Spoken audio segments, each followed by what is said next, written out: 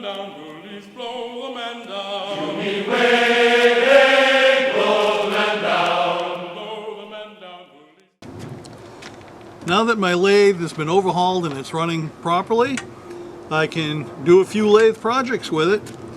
And one of them I thought of was this wooden mallet. Now, this mallet is almost 5 years old. I made it right around the beginning of my YouTube videos when I was first starting to make those. And so this was never filmed. So I didn't show YouTube how I made this. But you've probably seen this mallet in many of my videos when I'm doing fabrication and assembly. And it's a very handy tool, and I really needed one at the time, and that's why I made it. It was just out of necessity. Didn't really plan it. This piece right here is a piece of a sapling from a white birch. The reason why I have it is because we have a sugar bush out back. We tap our maple trees for, getting the sap and making maple syrup in the spring. And the problem is you have young maple saplings and white birch saplings. They're always springing up all the time and they grow very fast. And if you let them go, they're going to choke out the maple trees. We don't want that to happen because that hampers our sap production. So this is just a piece of, it was a birch I had cut down. And normally I cut it up, and at the time we were using our outdoor wood boiler. We just burn all that wood for heat during the winter. And this is just a piece that I had cut off. So this was the birch, and I turned it in the lathe so it would be nice and round. I mean, it was round, but I made it a little bit more round. And the handle was a scrap piece of red oak from a local sawmill. Or either that, it might have been a piece of red oak from our property that we had cut down and we were using for firewood. And a lot of times I'd split that and take pieces and turn it. So I thought I'd make another one of these. Here's a piece. I think this is birch. I think it's the same material. I know it was cut off and set aside a long time ago, so this has been drying out for about 5 years, maybe more than that. And here's a piece of red oak that I was able to get a hold of. Normally when I make my tool handles, I do like to make them from ash, but I don't have any. And I do have this red oak. And I've made plenty of handles with red oak. That's what this one is. And it works just fine. So I'm going to make another wooden mallet. I'm going to show you how I did it. And when this mallet is together, it's going to be part of one of my giveaways. So somebody's going to end up with it. More details on that later.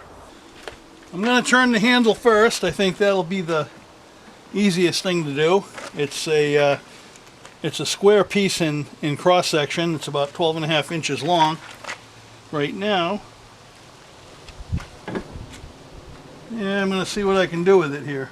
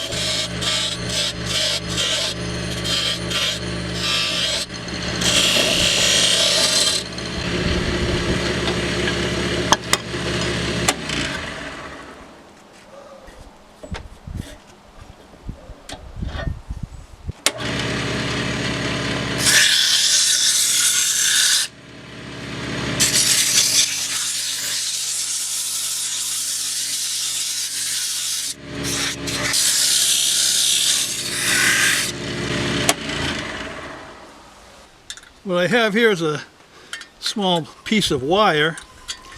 It's just, you can use any kind of wire really. And what I'm going to do is I'm just going to put a couple of rings on each end of the handle just for it's purely decorative. You don't have to do this. I just think it make it look snazzy. Well, you'll see what I'm doing here in just a moment. Any kind of wire at all will work. You can use different gauges of wire for different effects. This is fairly thin, but you could use even thinner, or you could use a thicker wire for a wider ring. And it's just friction. It burns the ring into the wood. You'll see what I'm doing.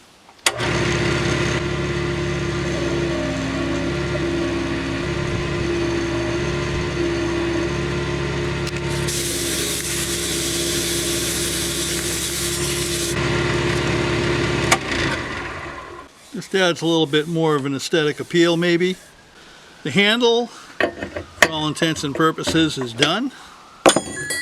And what I'm going to do now, I'm just going to take it out of the lathe. And I'm just going to cut this piece off on my bandsaw and zip this off on my bandsaw and then just touch it up with a little sandpaper. I'm going to leave this rough so that the glue, when I put the head on of the mallet, it'll have something to bond to. And I'm also going to cut a slot in the end so that I can put a little wedge in there, hold it tight. So the handle, for the most part, is finished. Now I just have to chuck this piece into the lathe and get that somewhat round.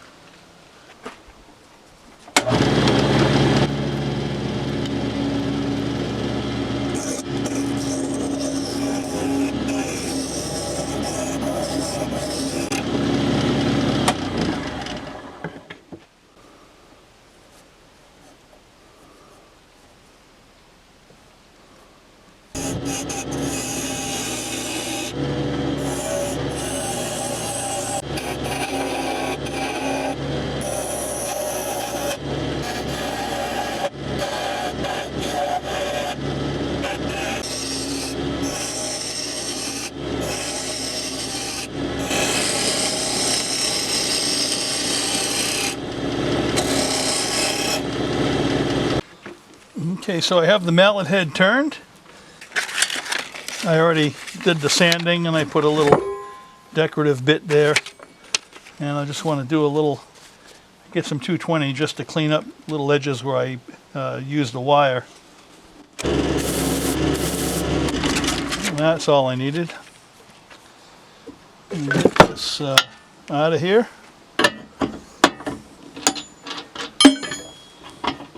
So, same thing. I could have turned this down in the lathe much smaller, these ends, but I'm just going to zap them in the bandsaw and then touch them up with a little bit of sandpaper with the sander.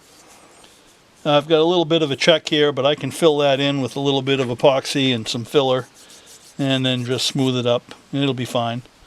So all I have left to do once I trim these ends, I have to bore a hole through it so I can take that handle, put it through with a wedge, and I'll have a mallet. And it's pretty close to the same size that the one I made almost 5 years ago. I trimmed off the excess from the ends on the handle, and I cut a slot in it for the wedge. And I also cut the ends off the mallet head, the bandsaw. And now I have to bore a hole. And I have this little bit of a V cutout so that I can get right in the center. The only problem is it's a little bit wider than I'd like. So it's going to be hard to hold this head into place. But once I get a good straight hole, I can work my way up through the bit sizes. Each hole that I make will be a guide for the next size up if I just keep making small increments and don't try to jump too high too fast.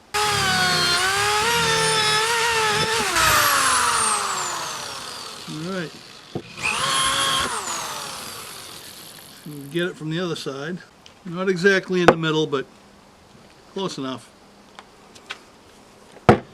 Now I think what Well, I'll use this a couple more times and then I won't need it.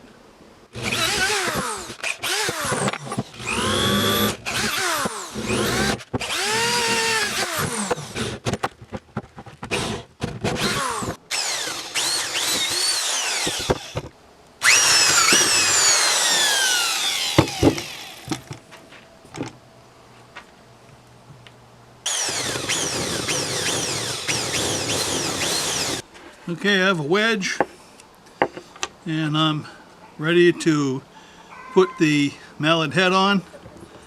A little bit of glue. Then I have to take, doesn't need a whole lot. Just spread it around with my finger. And the glue acts as a lubricant too.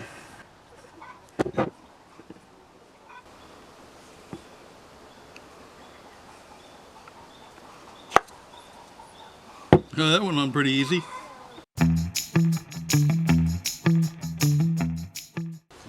Not finished yet. Now it's time to apply a finish. And usually with shop tools, things like this mallet, I normally just use some boiled linseed oil to protect the wood. But I happen to have some leftover Danish oil, a little bit of it, enough for about 2 or 3 coats that I can apply. So I think I'll use it. It does put a nice finish on there. We'll just see how this works out. And it's soaking right in. I think that's going to look nice when it's finished. And it has a few coats on it. And I'll probably get a few extra coats on the end grain, just let it soak right in.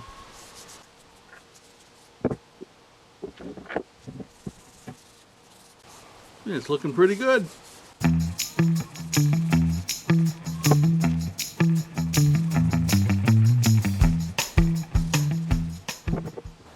So I have one completed mallet, and again, don't really need this one. This one here, in January it'll be 5 years old, and it's still in pretty good shape. I've got the handle shaped for my hand just the way I like it, and this is my go-to mallet. I use it all the time on a regular basis. It's probably my most used tool in many of my projects. So I think that this new one will come in handy for somebody, because I might as well give it away. I don't really need it for myself. So I think in a subsequent video I'm going to give you the details. If you're interested in getting this mallet, if you want to own it. And I'm coming up on 4,000 subscribers. That's going to be a big milestone, and so as we surpass that 4,000 sub milestone, I think this is going to be the giveaway item, or one of them. There might be more than one. And I'll give you the details on how to go about entering to make yourself eligible to possibly win that mallet. So thank you very much for watching. Hope you give me a thumbs up, share the video, subscribe if you haven't subscribed already, hit the little bell so you can be notified for new videos, and keep abreast of what's going on. And also check out my Shoestring Shipyard Sailing channel that's here on YouTube. Thank you very much for watching.